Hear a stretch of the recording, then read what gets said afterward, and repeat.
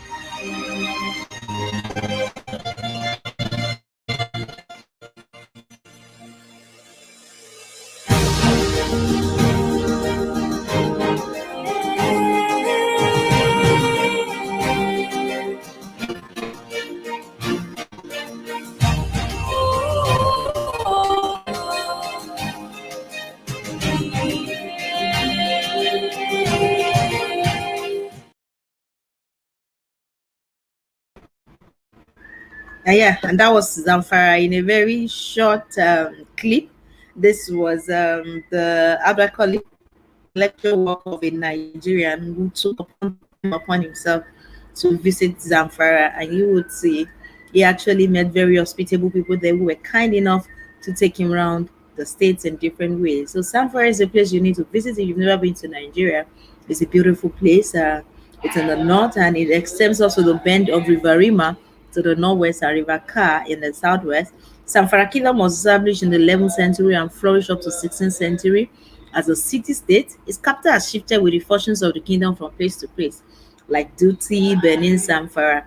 In the first years of the 18th century, the then capital Benin Zamfara was destroyed by the Gobel kingdom, and a new capital was established in Ankara by the second half of the 19th century. It has many centers of commerce and scholarship that attracted many scholars, like the Yandoto city. This became part of the Sokoto Caliphate after the 1804 jihad by Usman Dan Fodio. In fact, Usman Dan Fodio settled in Zabongari, where Zakin Sanfarabachi had already established a garrison headquarters during the early days of his jihad. And at the wake of British colonialism, the emerging town of Gusau became an important commercial and administrative center with road and rail networks passing through it. And with the question of states during the Gowon administration, Zamfara Kingdom became part of the then Northwest States and later Sokoto State. It's dominated basically by Hausa and Fulani and other ethnic groups in the states. We have the Kanuri, we have Nupe, we have, just like you see in every other state of Nigeria that we've been to. There is not one single state that has a tribe. State was later carved out of Sokoto State in 1996 under General Sani Bo Abacha, and the capital is Gusau. This consists of 14 local governments, and it's actually the very first state in Nigeria to introduce Sharia law. When you visit Zamfara, You will see a lot of tourist attraction center. We have the Kwatakwashe Rock Water Spring. We have the Kanuma Hills. We have the Kiwaya City Walls. We have the Kuyambana Game Reserve. We have Namuda Stone. That's Kara Namuda. That's the Alibawa warrior who was appointed as Kenyaki of the eastern campus of the Sokoto Jihad. After earning a name for himself during the jihad, he moved southwards, establishing his new base on the banks of River Gagari.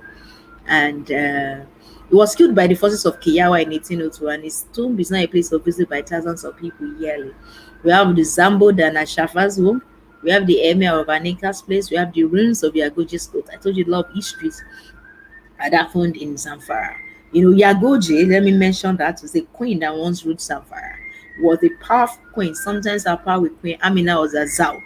She reigned between 1310 and 1350, during which she moved the capital of Zamfara from Dusi to Koyamba.